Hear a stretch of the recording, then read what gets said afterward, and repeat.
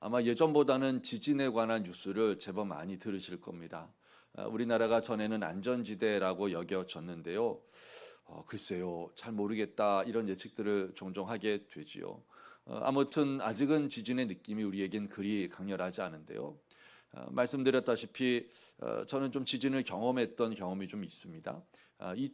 1995년 1월에 아마 일본 역사상 그 당시로는요 두 번째로 가장 큰 지진이었다는 고베 대지진이 있었죠.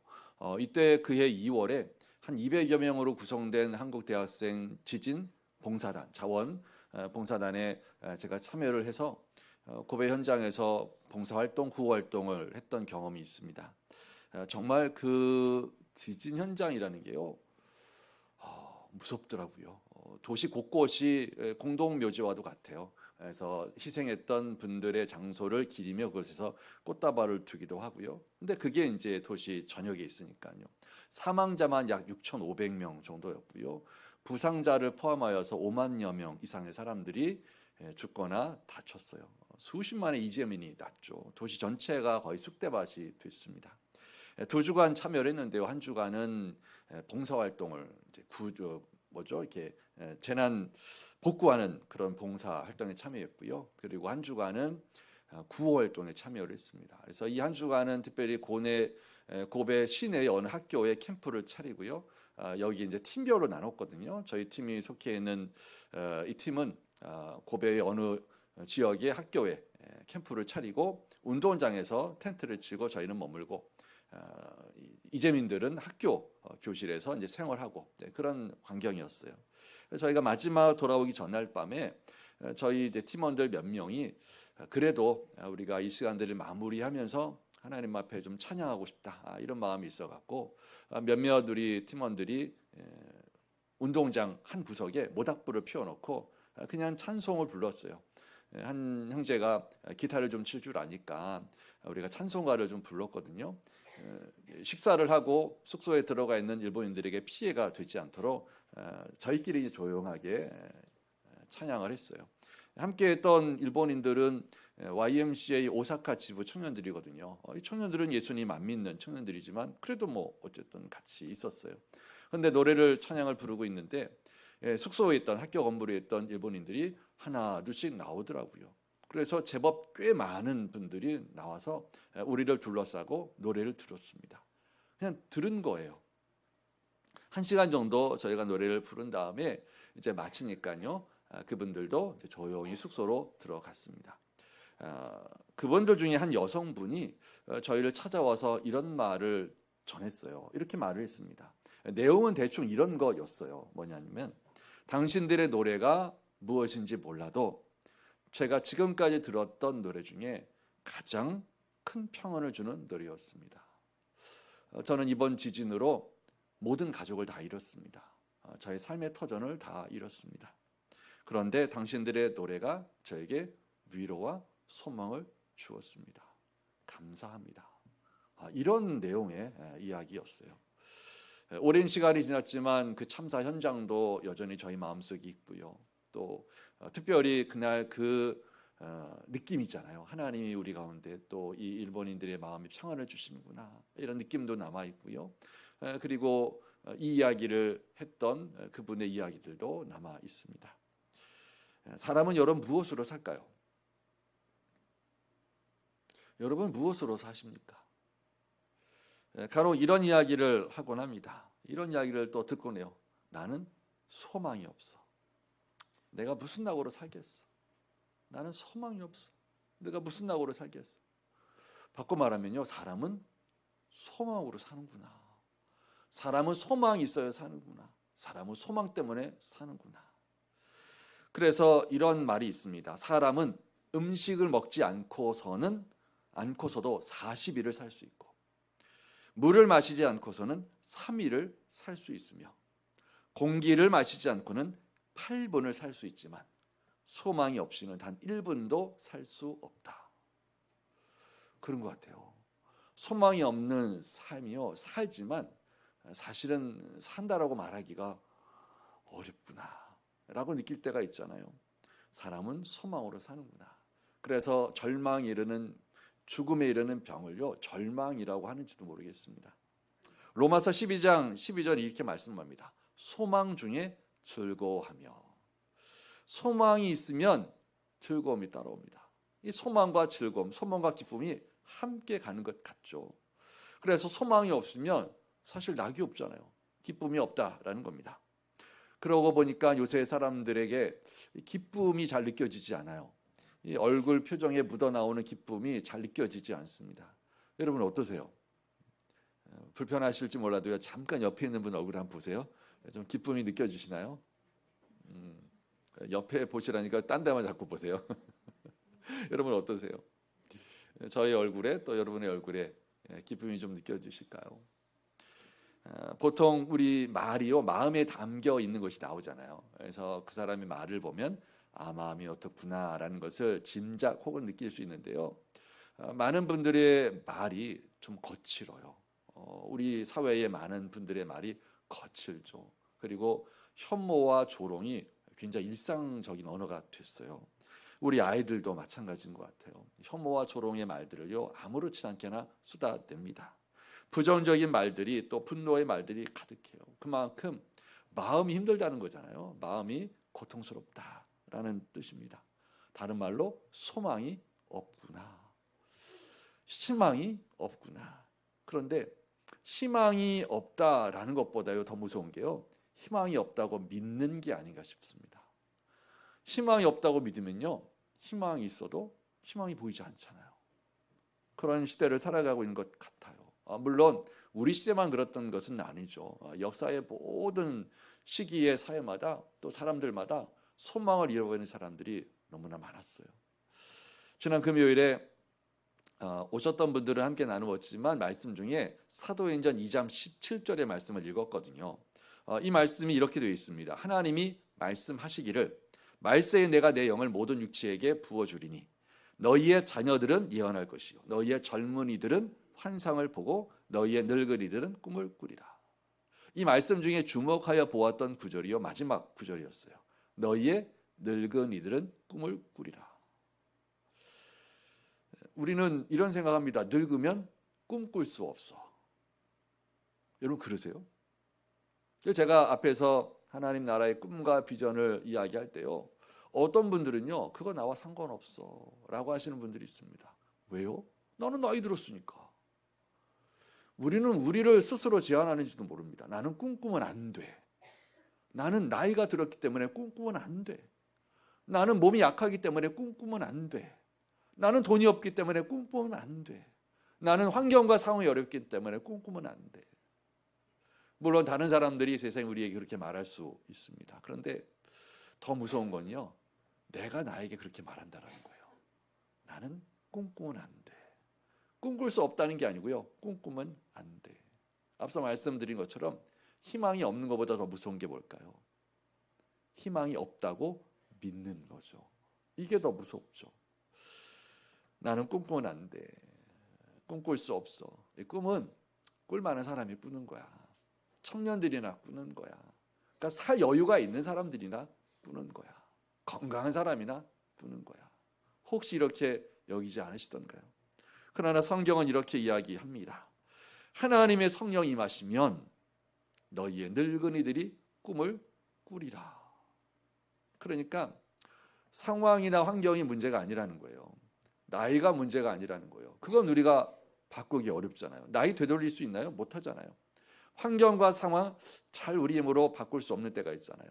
그런데 뭔 가능해요? 뭘 가능해? 무엇은 가능해요? 하나님의 성령님으로 충만할 수 있어요. 이게 하나님의 약속이거든요.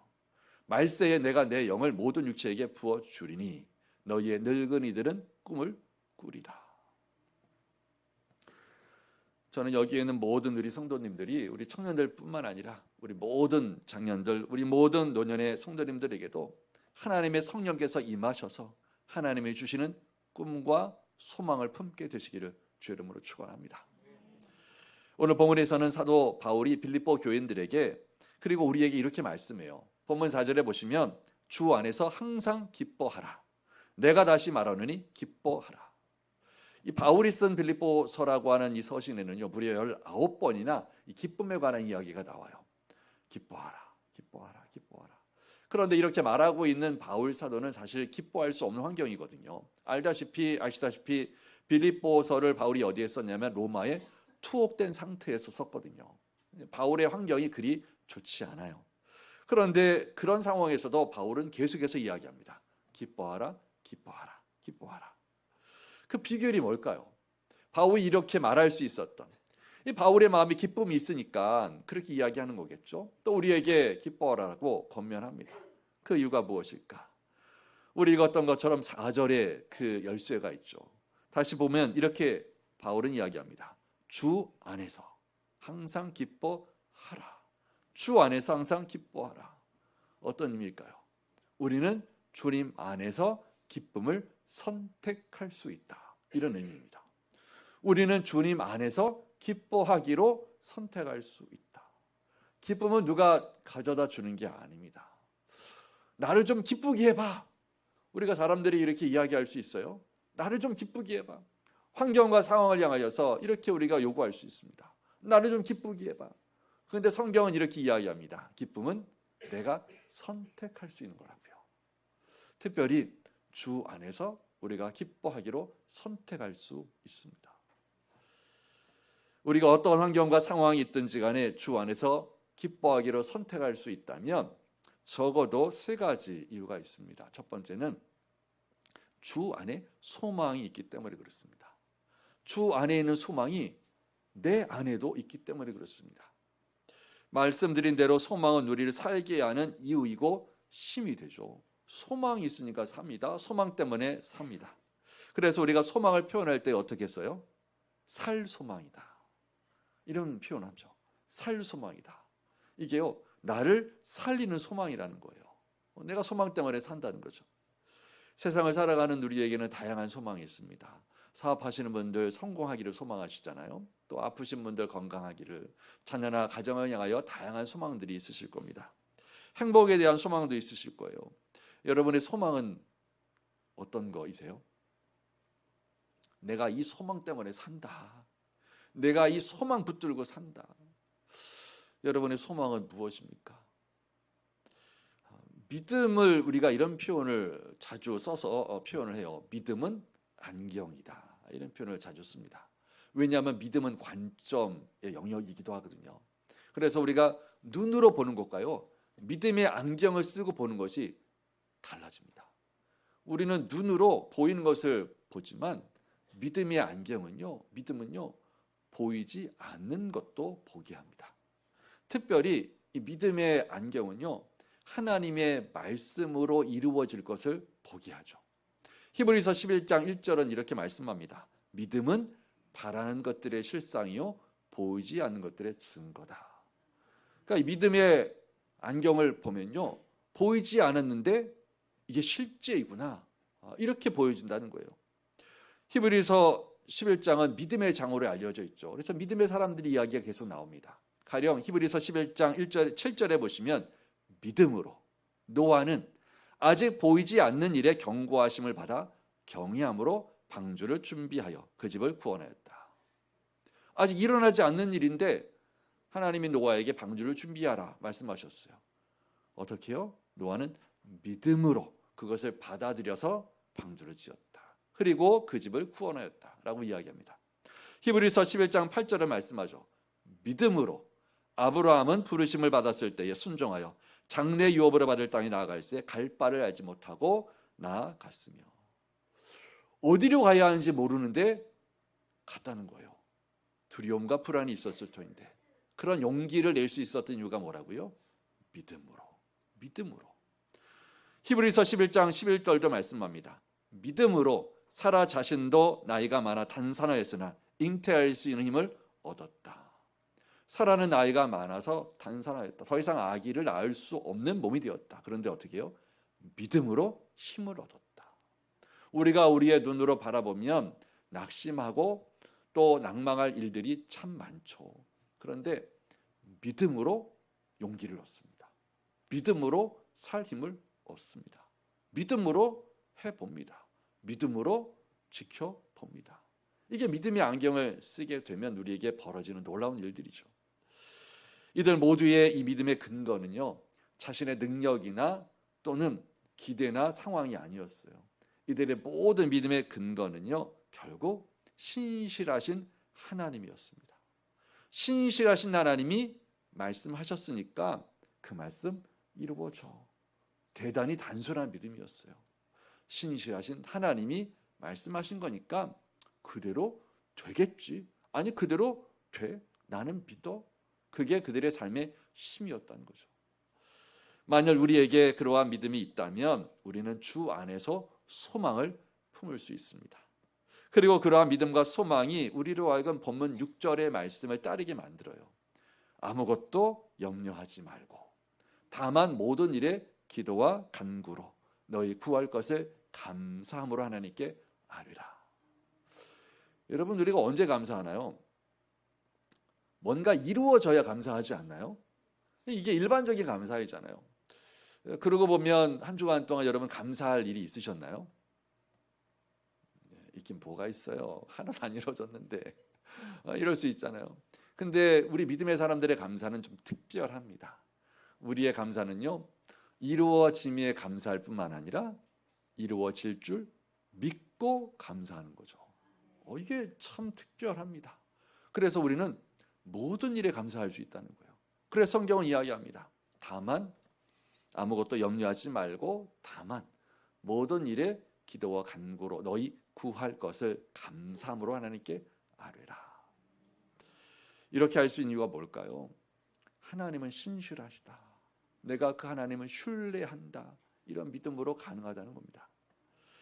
우리가 어떤 상황과 환경이 있든지 간에 주 안에서 기뻐하기로 선택할 수 있는 두 번째 이유는 주 안에서 우리의 모든 환난에 목적이 있다라는 것을 알기 때문에 그렇습니다. 우리의 믿음과 소망은 언제나 도전과 위기를 만납니다. 마치 풍랑이 위태롭게 떠있는 배와도 같아요. 그래서 우리의 삶에 불어오는 고난과 시련의 바람 때문에 바람에 떠밀려 흔들려서 때로는 낙심과 의심의 심연에 빠지곤 해요. 믿음이 있었어요. 그리고 감사가 있었어요. 그런데 소망이 있었어요. 그런데 막 의심이 밀려올 때에, 우리의 삶에 환난이 달려올 때에 어떻게 해요?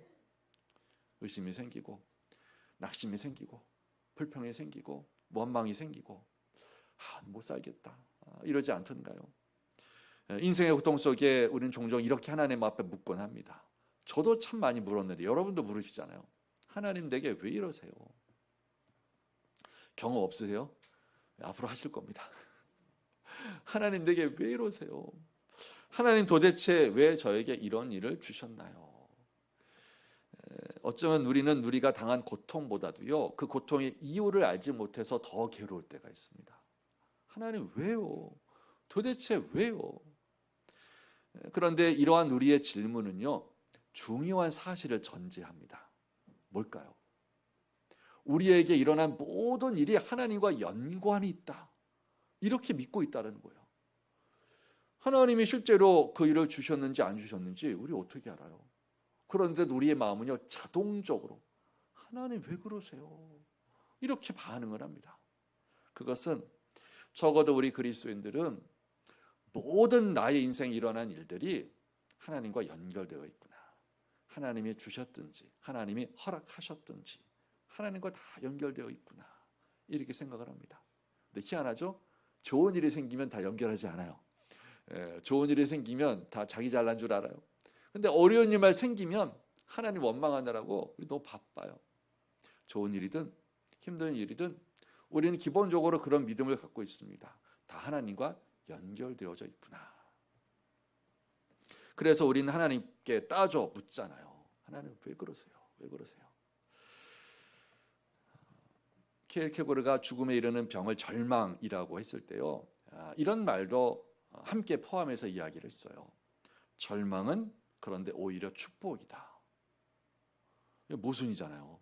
우리를 죽음에 이르는 병이 절망이라고 하면서요, 이 절망이 축복이래요. 하나님을 경외했던 그가 이렇게 표현한 이유는요, 절망이 우리의 한계를 느끼게 하고요, 그래서 우리를 하나님께로 인도하기 때문이다. 이런 의미를 담았습니다. 우리는 많은 경우에요, 우리의 삶의 한계에 부딪히면서 절망하면서 하나님을 찾죠. 여기는 저와 여러분들도 신앙을 갖게 된 이유를 곰곰이 돌아보시면, 또 기도의 자리에 나오시거나 또 예배의 자리에 나오시는 그 계기를 곰곰이 돌아보시면 주로 우리의 마음의 아픔, 상실, 고통, 이런 절망과 많이 연결되어져 있습니다. 하나님 어떻게 해야 할지 모르겠습니다. 하나님 도와주세요. 이런 우리의 한계, 우리의 절망과 연결되어 있을 때가 대부분이지 않을까요? 그래서 절망은 오히려 축복이다, 이런 이야기를 했습니다.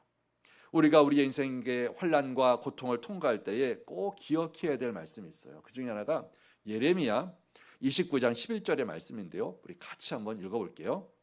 여호와의 말씀이니라. 너희를 향한 나의 생각을 내가 아나니 평안이요 지향이 아니니라.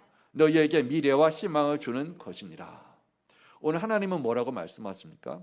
우리의 인생 속에 일어나는 환난이요, 재난이 아니랍니다. 더 분명하게 이야기하면 재난으로 끝나지 않는다는 거예요. 하나님의 이러한 환난의 목적지는요, 종착지는요, 결국 우리에게 희망으로 이어진다. 우리가 하나님을 오해할 때가 있잖아요.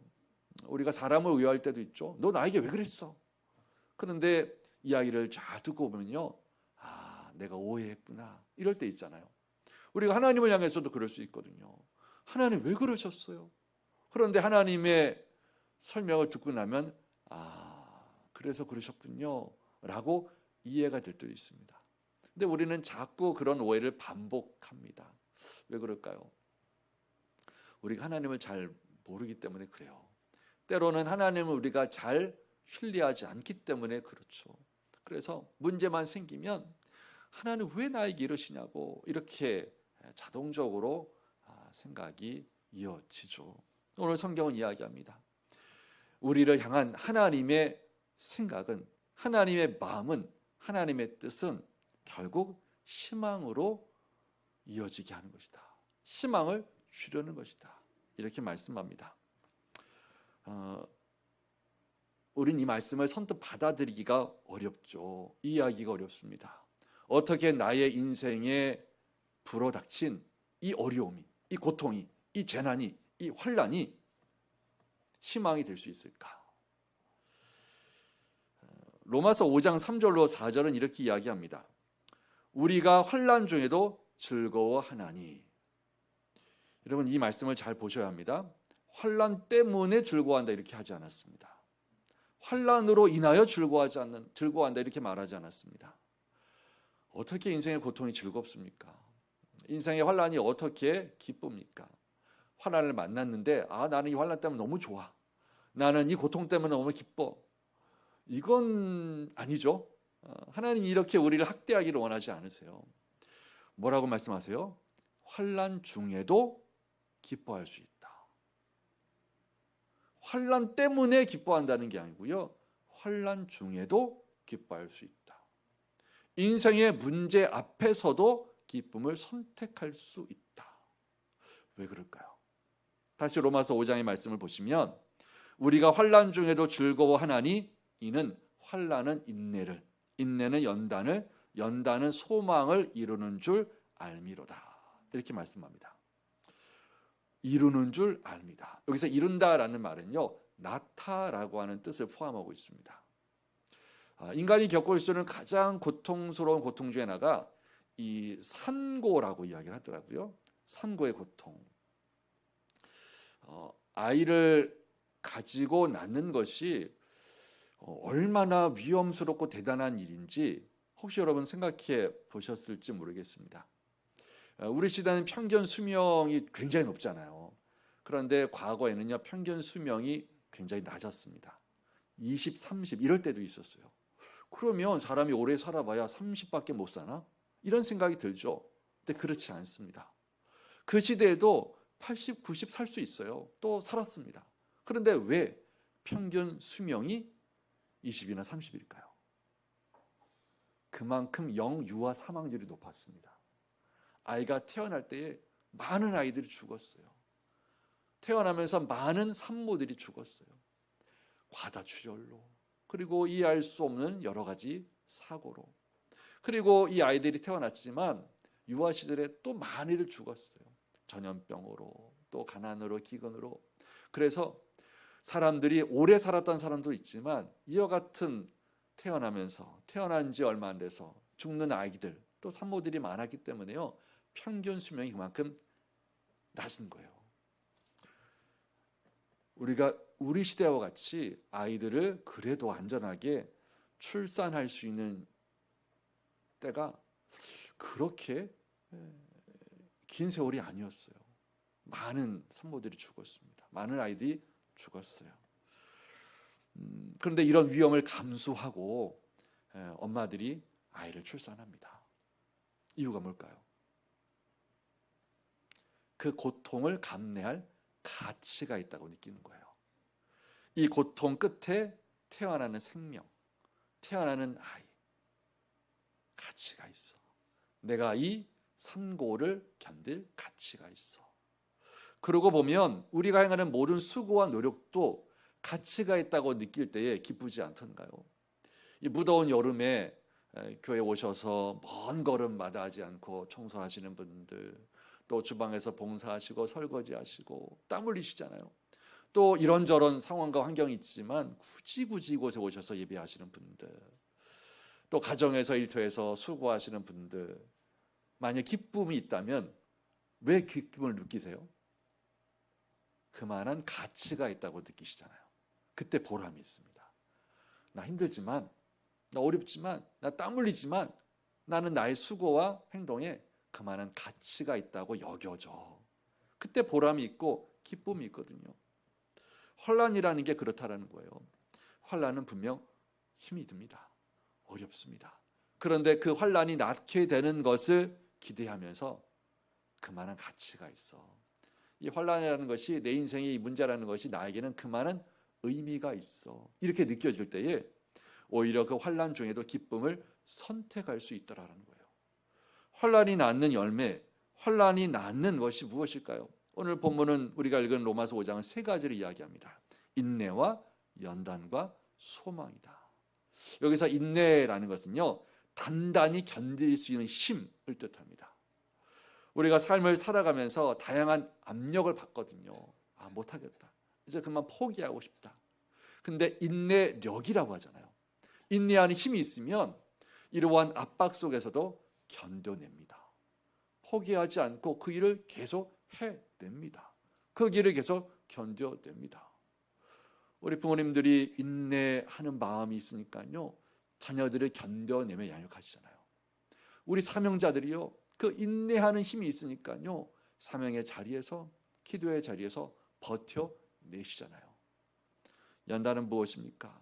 연단은 우리가 알듯이 막 다듬어 가는 거잖아요. 단련하는 거잖아요. 그래서 그것을 통하여서 믿을만 하구나 이렇게 입증되는 것을 의미합니다. 목회하면서 가장 큰 복은요, 이렇게 믿을 만한 분으로 인정되신 분과 함께 주님의 일들을 이루어갈 때 힘이 되거든요. 아마 그런 분들을 만날 때 여러분도 힘이 되지 않으시던가요? 우리가 그런 사람일까요? 환난이 우리를 연단의 열매로 이끈다는 거예요. 그리고 마지막으로 소망이라는 것이요, 이 소망은 확신과도 연결됩니다. 하나님의 말씀과 능력에 대한 확신, 하나님의 약속에 대한 확신, 이 환난 이런 것들을 열매로 맺는다는 거죠. 인내와 연단과 소망, 어떠한 환난에도 흔들리지 않은 믿음의 사람, 믿을 만한 사람, 하나님의 말씀을 굳게 믿고 버티는 사람. 검을 만드는 장면을 보신 적이 있나요? 우리는 가까이에서 이 검을 만드는 장면을 볼 일이 사실 거의 없지만 영화나 드라마 등에서는 우리가 간혹 보게 됩니다. 이렇게 만들더라고요. 이 쇳덩어리를요, 뜨거운 용광로에 녹이잖아요. 그래서 어떻게 해요? 그것을 뭐라고 하나요? 주물이라고 하나요? 그 검의 틀을 가지고 여기에 붓죠. 그리고 식힌 다음에 어때요? 꺼내서 쇠망치로 무지하게 두들겨 팹니다. 그래서 많이 세게 두들겨 팰수록요, 단단하다며요. 쇠 입장, 이 쇠덩어리 입장을 한번 생각해 보세요. 뜨거운 불에 지지고요, 녹이고요, 어떻게 해요? 그 다음에 사정없이 두들겨 팹니다. 환란이죠, 환란. 이 쇠덩어리가 겪는 환란이요, 이 얼마나 고통스럽겠어요. 그런데 만일 안다면 뭘 알아요? 내가 이 환난 끝에 검이 되리라. 누군가 소중한 사람들을 지켜내는 검이 될 거야. 그러면 어차피 겪는 환난인데 버틸 수 있지 않을까요? 기쁨을 선택할 수 있지 않을까요? 대장장이가 쇠덩이에게 가는 모든 환난에는 이와 같은 목적이 있다는 거죠. 목적이 있어요. 욥은 어느 날 자신에게 다가온 이해할 수 없는 큰 환난 속에서 고통으로 몸부림치죠. 욥도 우리와 똑같습니다. 하나님께 물었어요. 하나님 왜요? 내가 하나님 잘 섬겼잖아요. 나보다 하나님을 잘 경외하는 사람이 어디 있어요? 제가 제 자녀들도 가정도 믿음 안에 설 수 있도록 잘 돌봤잖아요.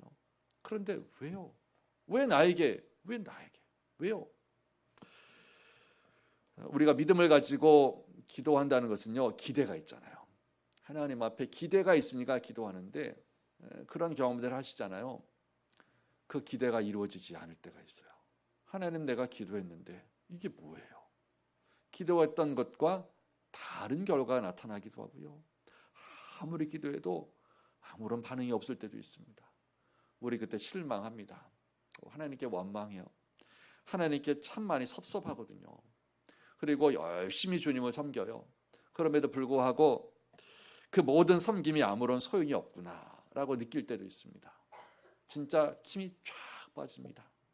내가 더 이상 섬겨서 뭐하나 이런 생각이 들 때가 있어요.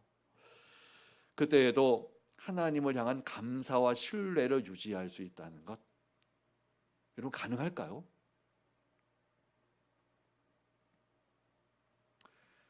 어떠한 상황에도 하나님을 향한 감사와 신뢰를 놓치지 않을 수 있을까요? 매우 어려울 겁니다. 그런데 그 시간들이요, 사실은 우리의 믿음을 점검하는 시간이죠. 여기서 말하는 믿음은요, 하나님을 향한 신뢰를 의미합니다.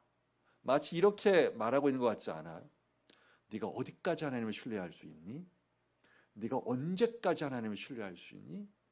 네가 얼마만큼 하나님을 신뢰할 수 있니? 우리에게 이 환란이 묻고 있는 것 같지 않아요? 그런 우리에게 동일한 고백을 했던, 동일한 씨름을 했던 욥이요, 욥기 23장 10절에 이렇게 고백하죠. 그러나 내가 가는 길을 그가 아시나니 그가 나를 단련하신 후에는 내가 숨구같이 되어 나오리라. 이런 고백인 거예요. 하나님, 나는 하나님을 신뢰합니다. 이유를 알 수 없어요. 언제 끝날지 몰라요. 그런데 이렇게 이야기합니다. 내가 하나님을 끝까지 신뢰합니다. 그는 하나님을 이렇게 이해한 거예요. 하나님이 나를 단련하시는구나. 그러나 그 단련 끝에는 나를 승구같이 만드시겠구나. 환난은 인내를, 인내는 연단을, 연단은 소망을 낳는 줄을 알미니라. 이렇게 고백하고 있더라는 거예요. 마지막으로 우리가 어떤 환경과 상황 속에서도 하나님 안에서, 주 안에서 기뻐하기로 선택할 수 있는 이유는요, 세 번째로 우리의 모든 상황 속에서 하나님이 우리와 함께 계심을 알기 때문에 그렇습니다. 우리의 삶이 힘든 것은 사실 문제 그 자체 때문이기도 합니다만, 때로는요, 그 문제를 함께 견딜 사람이 없기 때문은 아닐까요? 함께 견디는 사람이 있으면 그냥 견뎌볼 만한 문제도요, 나 홀로 견뎌야 된다. 그러면 무너지고 맙니다. 가장 믿었던 남편이, 가장 믿었던 아내가 내 편이 아니구나. 힘 빠지잖아요. 정말 너만은 진짜야 라고 생각했던 친구가요, 내 곁에 머물러 주지 않는구나. 정말 힘 빠집니다. 그러나 아무리 힘겨운 상황 속에서도 네가 있구나, 너 내 편이구나, 그러면 해볼만 하거든요. 문제가 사라지지 않더라도요, 문제를 마주해 볼 수 있습니다. 얼마 전에 운전하다가 제가 굉장히 감동스럽게, 제 개인적으로는요, 감동스러운 한 광경을 봤어요. 운전하는데 신호등에 제가 걸려서 이제 좀 제법 길게 있었어요. 근데 도로가 끝나는 지점의 인도에 한눈에 봐도 한 80대 중반은 넘어 보이시는 노 부부가 서 있었어요. 할아버지와 할머니가 서 계셨는데 되게 왜소해 보이셨고 또 편찮아도 보이셨어요. 이 할머니 할아버지가 손을 꽉 잡고 이 앞을 바라보시는데 무언가를 찾고 계시는 듯한 그런 이제 모양새였어요. 한참 두 분이 손을 잡고 길 끝에 서서 앞을 바라보시는데 뭔가를 찾으셨는가 봐요. 발견하셨는가 봐요. 그래서 이제 걷기 시작하셨어요.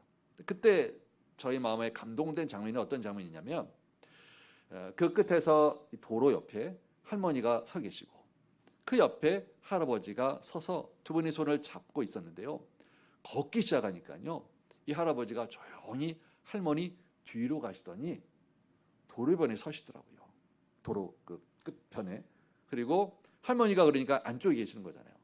손을 꼭 잡고 걸어가시더라고요. 마치 그런 것 같았어요. 여보, 길 가는데 도로 가까이는 위험해. 내가 서줄게. 내가 쓸게. 내가 지켜줄게. 이렇게 말씀하시는 것 같았어요. 와, 그 할머니 좋겠다. 제가 마음에 이런 다짐을 해봤어요. 그렇게 나도 늙어가면 좋겠다. 그런 남편이면 참 좋겠다. 그런 마음을 가지고요. 그날 제가 제 아내에게 이야기했죠. 그걸 쭉 이야기하면서 여보, 우리 그렇게 한번 살아봅시다. 그렇게 한번 나이 들어봅시다. 제가 먼저 그렇게 해야 되지 않을까요? 그 할머니와 할아버지 노 부부는 말씀드린 것처럼 한눈에 보기에도 굉장히 연로해 보이셨고 또 연약해 보이셨고 왜소해 보이셨어요. 이 두 분이 살아가는 삶이 녹록지 않으시겠죠. 젊은이들도 살기가 어려운 시대인데 그런데 그래도 사실 수 있을 것 같아요. 두 분이 손 꼭 붙들고 함께 가는 한 함께 할 수 있다는 것이 얼마나 우리에게 큰 위로와 용기가 되는지 모릅니다. 그러나 우리에게 언제나 그런 사람이 있는 것은 아니에요. 사랑하는 아내 여러분, 여러분의 남편이 그런 남편이 아닐 수 있습니다. 여러분의 아내가 그런 아내가 아닐 수 있습니다. 남편이 없거나 아내가 없으신 분도 계실 거예요. 우리의 부모가, 우리의 자녀가 그러지 않을 수 있어요. 우리의 소중한 친구가 그러지 않을 수 있어요. 그런데 그런 마음을 하나님이 아시잖아요. 우리의 이런 마음을 아신 하나님께서 이사야 43장 2절에 이렇게 말씀하세요. 우리 같이 한번 읽어봅니다. 내가 물 가운데로 지날 때에 내가 너와 함께할 것이라. 강을 건널 때에 물이 너를 침몰하지 못할 것이며 내가 불 가운데로 지날 때에 타지도 아니할 것이요 불꽃이 너를 사르지도 못하리니. 어떤 말씀일까요? 우리가 죄로 물든 세상을 살아가는 동안에 환난의 강과 불을 피할 수는 없어요.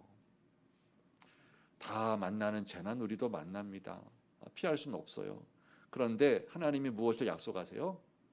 그거 없게 하겠다 약속하신 적이 없어요. 그거 너에게만은 피하게 해주겠다 이렇게 약속하신 적 없어요. 지날지라도 건널지라도 나는 너와 함께 하겠다. 이게 하나님의 약속이에요. 우리가 가야 되는 인생의 여정 홀로 걷지 않고 하나님이 함께 해주시겠다. 이게 확신되면요, 우리는 시편 23편 4절에 고백을 합니다. 내가 사망의 음침한 골짜기를 다닐지라도 해를 두려워하지 아니할 것은 주께서 나와 함께 하심이라. 사망의 음침한 골짜기를 지날지라도 얼마나 고통스러워요. 그런데 두려움이 나를 무너뜨리도록 허락하지 않겠다라는 거예요. 두렵지 않다가 아니에요. 왜 안 두렵습니까? 왜 힘들지 않아요? 그런데 그 두려움이, 그 힘겨움이 나를 무너뜨리도록 내가 허락하지 않겠다, 이런 의미입니다. 왜요? 하나님이 나와 함께 계시니까. 설교를 맺습니다. 우리에게는 매우 독특한 기쁨이 있어요. 대개 우리는 언제 기쁨이 막 와요? 내가 원하는 것을 얻었을 때 대체로 우리는 그때 기쁨이 오잖아요. 우리의 마음에 기쁨이 담긴다고요. 그런데 우리에게는 그것과는 다른 독특한 기쁨이 있습니다. 이 독특한 기쁨을 시편 4편 7절은 이렇게 고백해요. 주께서 내 마음에 두신 기쁨은 그들의 곡식과 새 포도주가 풍성할 때보다 더하니이다. 우리가 이 땅에서 누릴 수 있는 풍성한 것들이 있잖아요. 그것 것들로 인해 우리의 기쁨을 누리는데요. 하나님이 내 마음에 두시는 기쁨도 있대요. 그런데 그 기쁨이 얼마나 특별한지 얼마나 큰지 곡식과 새 포도주가 풍성할 때보다 더 크다는 거예요. 이게 주님이 우리의 마음에 심어주시는 독특한 기쁨이죠. 그 기쁨이 환난 중에도 우리가 즐거워하기로 선택할 수 있습니다. 우리의 문제와 어려움 속에서도 여전히 힘을 낼 수 있게 합니다. 사랑하는 성도 여러분, 이 고백이 하박국의 고백이기도 했거든요. 무엇이 없을지라도 나는 여호와로 인하여 즐거워한다. 여기 있는 저와 여러분 모두가 주 안에 있는 소망으로 말미암아서 우리가 당하는 모든 환난을 통하여 이루어질 선한 열매로 말미암아서 영원토록 우리와 함께 하시는 하나님으로 인하여서 오늘 우리가 읽은 본문 마지막 7절에 말씀하고 있듯이 그리스도 예수 안에서 우리의 생각과 마음을 지키시는 하나님의 평강으로 충만하시기를 주 이름으로 축원합니다. 아멘.